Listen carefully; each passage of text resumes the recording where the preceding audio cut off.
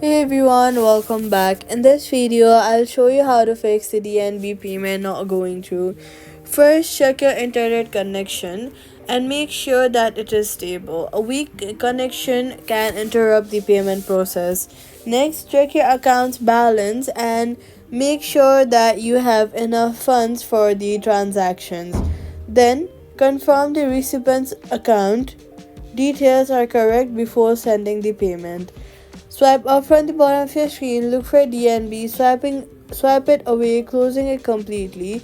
Wait for a few hours and reopen it. Try the payment once more.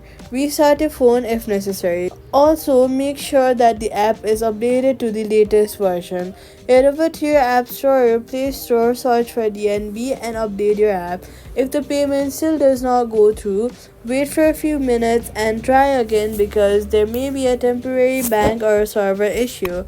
That's how you fix the DNB payment not going through. Do not forget